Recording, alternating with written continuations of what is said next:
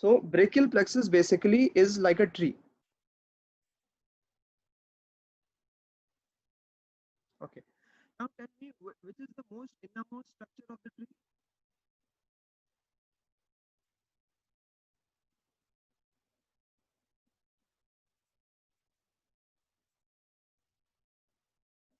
Which is the most innermost structure of the tree? It is the root. So in the same way, brachial plexus, the first structure will be the root. After that, the tree will have a trunk. So the second structure of the brachial plexus will be your trunk. And then that trunk will divide into divisions like this, right? And the third structure of the brachial plexus will be divisions. And from the divisions, the brachial plexus will give rise to three chords. All right. And then these chords will have branches. So when now since we are familiar with the deconstruction of the brachial plexus into roots, trunks, divisions, chords and branches, we will be talking about the diagram now. Now if you look at the diagram, it is quite complex. All right. So what we'll do is we'll take each part one by one and we'll try to study it.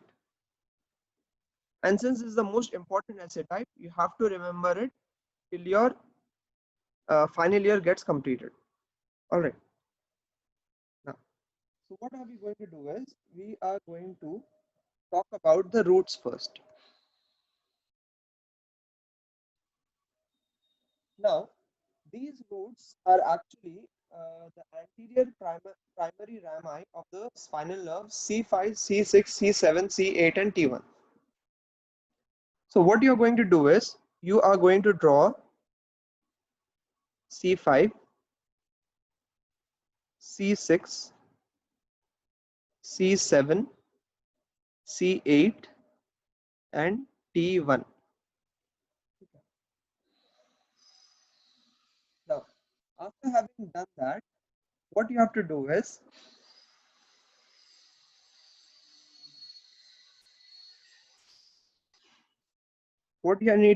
you need to join C5 and C6. All right. When you join C5 and C6, this becomes one trunk. All right. Then what you have to do is you have to join C8 and T1. So when you join C8 and T1, it becomes another trunk. And then C7 extends individually. Now, these are the roots, and the ones that we drew in black pen becomes your trunks. So this is your upper trunk. Then this is in the middle, so it becomes your middle trunk. Then this is at the lower part, so this becomes your lower trunk. Okay. Now these trunk will form divisions. Now how do they exactly form divisions? Let us draw them.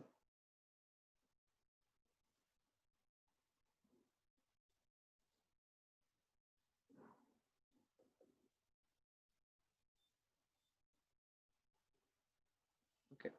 So what we do is now we draw divisions.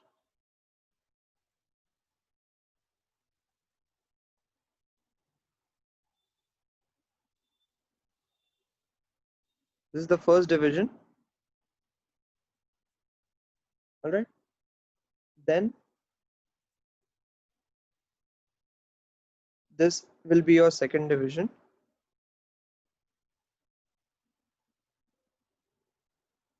All right.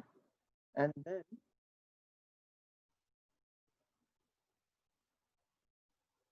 this will again give rise to the third division. Now we are going to see how these divisions work out.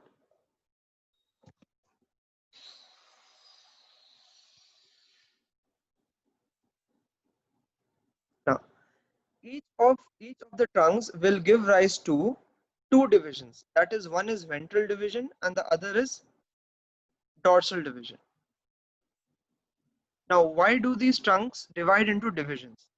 The reason is, if you look at your forearm, all right, you have got the ventral side of your forearm and also the dorsal side of your forearm. All right. So there has to be a nerve supply to the ventral part of the forearm as well as the dorsal part of the forearm. And to provide nerve supply, the trunks will divide into divisions, namely two divisions. Ventral division supplying supplying nerve supply to the ventral part of the body, and the dorsal division supplying nerve supply to the dorsal part of the body.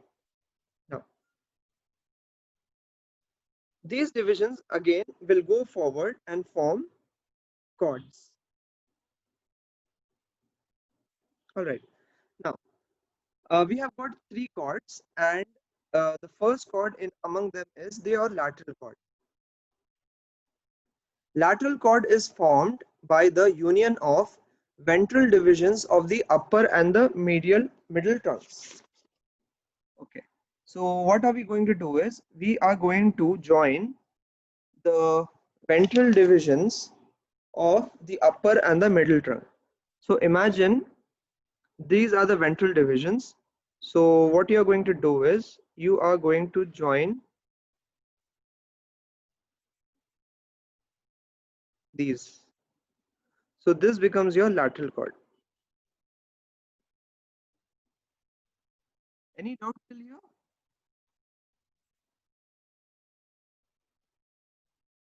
The upper ones are your yeah, upper one are your lateral chord, lateral division. This is your dorsal division. Lateral division, dorsal division. Lateral division, dorsal division. All right. So the lateral chord, the first chord that we drew, the lateral chord, the lateral division of the upper trunk and the lateral division of the middle trunk joined together to form the lateral chord. All right. Now, next we'll come to the second chord that we have, and that is your medial chord.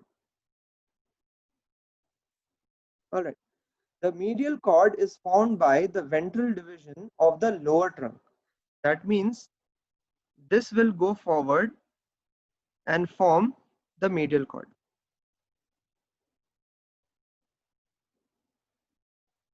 So are you looking at the difference here? The lateral chord is formed by the lateral division of the upper trunk and the middle trunk. So it formed the lateral chord. But the medial chord, it formed only by single continuation of the lateral division of the lower trunk. Now, what are left now?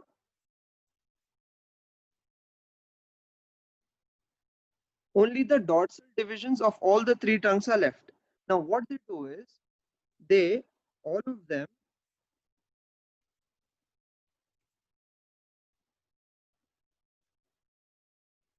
they join together to form the third chord, which is posterior chord.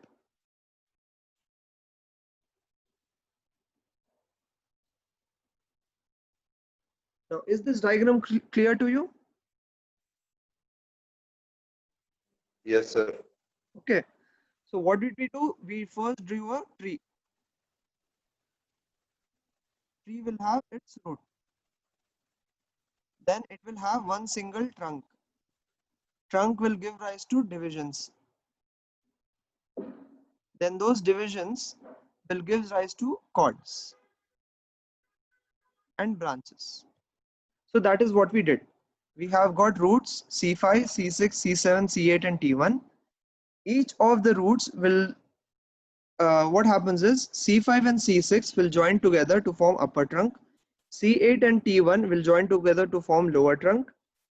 And C7 will continue as the middle trunk. Then these upper, middle and lower trunks will divide into lateral and dorsal divisions. Lateral and dorsal divisions. Lateral and dorsal divisions.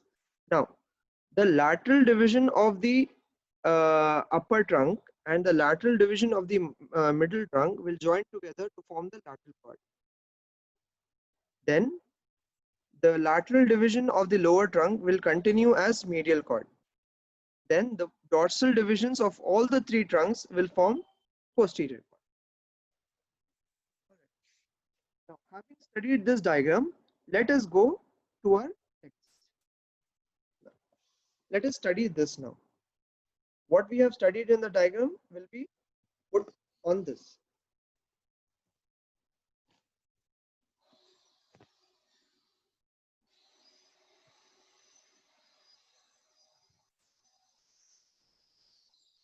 Now,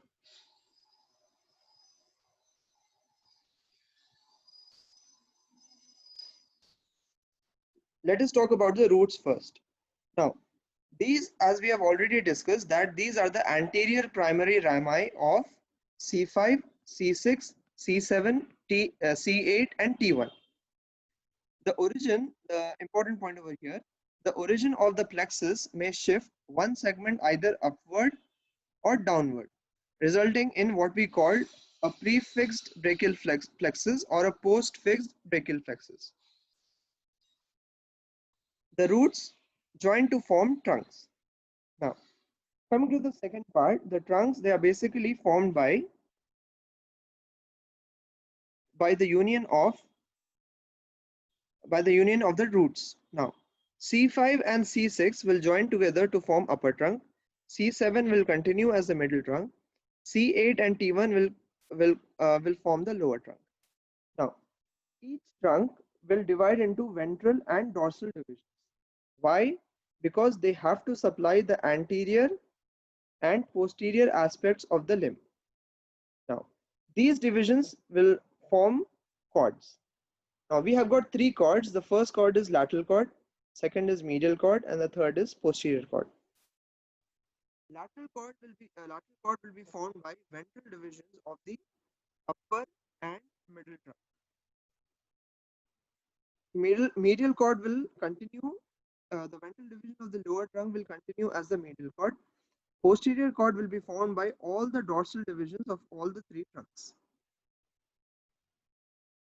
Alright. So this is about roots, trunks, divisions, and chords. Now let us talk about the branches. As we have already studied roots, trunks, divisions, chords, and lastly, we are going to study the branches. Now, what are the branches that are coming from the roots? First is your long thoracic nerve, and second is your dorsal scapular nerve. Now, if you look at the diagram here, we have got long thoracic nerve. Okay, this is the long thoracic nerve, and then we have got dorsal scapular nerve. If you don't draw this on the diagram, it's fine, but you have to remember the names. So what are the nerves that are arising from the roots, directly from the roots? There are two. First is your long thoracic nerve, and the second is your dorsal scapular nerve. So if you want to understand, and if you want to put this in your diagram, then what you can do is you can put an extension like this, and you can name it dorsal scapular, and then put a nerve like this, and you can call it long thoracic. But it's better that you skip this part and you just write it in your notes, not on the diagrams, because it will complicate the diagram. All right. So we have learned about the branches that arise from the roots. There are two branches. First is the long thoracic nerve, and the other is the dorsal scapular nerve. Now let us study what muscles do they innervate. The long thoracic nerve will innervate your serratus anterior. All right, and the dorsal scapular nerve will innervate your rhomboidus muscle, which is a diamond shaped muscle, and hence the name rhomboidus. So the branches of the roots are long thoracic nerve and the dorsal scapular nerve. Long thoracic nerve will innervate the serratus anterior, and the dorsal scapular nerve will innervate the rhomboidus. Now, next, let us talk about the branches of nerves that are coming from the trunks. Now, only from the upper trunk branches arise. They don't arise from the middle trunk, they don't arise from the lower trunk. They only arise from the upper trunk. Now, what are the branches? What are their names? Their names are suprascapular nerve and nerve to the subclavius muscle. Suprascapular nerve and nerve to the subclavius. So let us go back to the diagram here. I'll just erase everything. So we studied about long thoracic nerve and how it is a branch of the root, and also dorsal scapular nerve, how it is a branch of the root. Now, the second point that we studied was there are two nerves that are arising from the trunks. The first is the suprascapular nerve.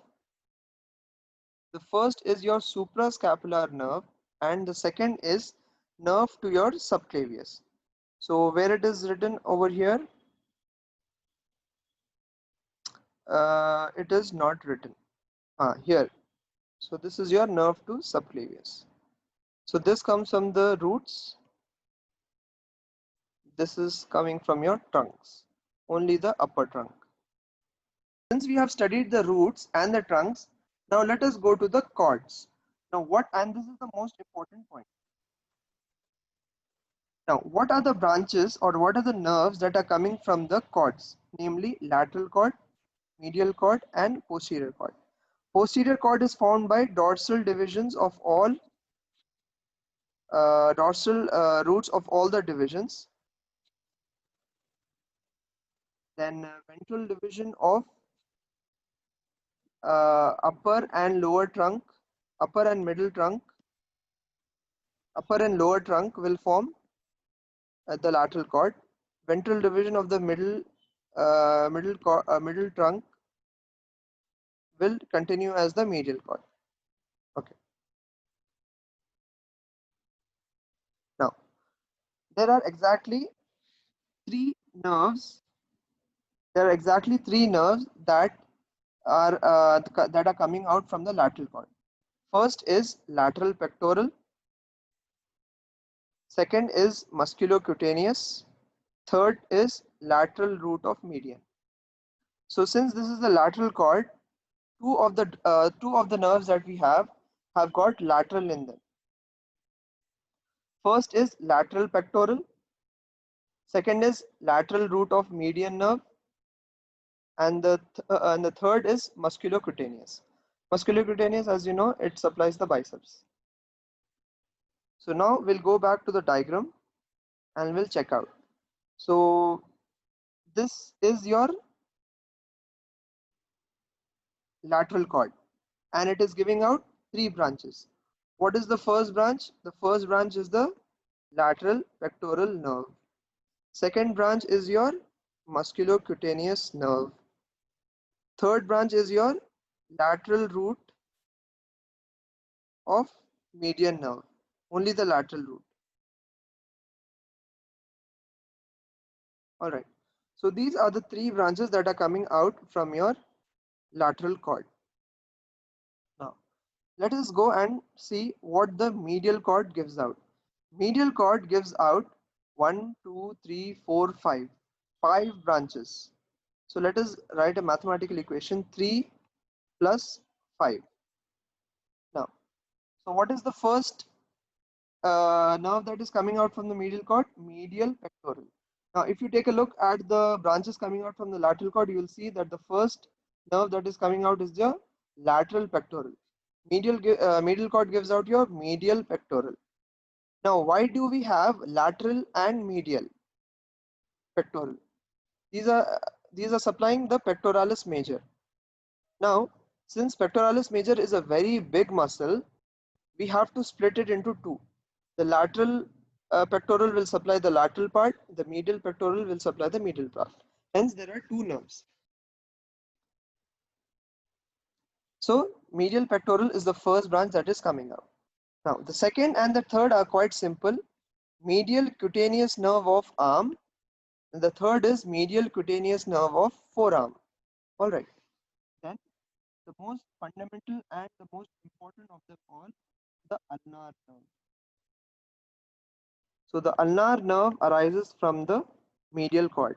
This is, you have to remember anyhow. There is no shortcut or there is no excuse for not remembering this point.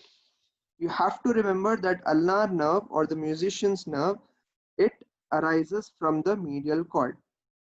All right. Then the fifth is your medial root of median. In the branches of the lateral cord, we saw lateral root of median. Here we'll see the medial root of median. So let us go back to the diagram and we'll try to find out what are the branches from the medial cord. Now, which one is the medial cord? The one in the middle. No, the one at the medial side, this one. So it is giving medial pectoral nerve 1, then medial cutaneous nerve of arm 2, then medial cutaneous nerve of forearm 3, then it is giving the most important ulnar nerve 4, and what was the fifth one? Fifth one was medial root of median nerve. This was the fifth one. Medial root of median nerve. Lateral root of median nerve is given by the lateral cord. Medial root of median nerve is given by the medial cord. Now let us put our mathematical equation: 3 for the lateral cord, 5 for the medial cord, and again 1, 2, 3, 4, 5. 5 again for the posterior cord. So now the first two are quite simple: upper subscapular, lower subscapular. Then the most important essay of the upper limb, which is your axillary nerve. Axillary nerve is arising from your posterior cord. This you have to remember. Then again, the another important nerve of the upper limb, your radial nerve. Axillary nerve, radial nerve, all coming from the posterior cord. Why?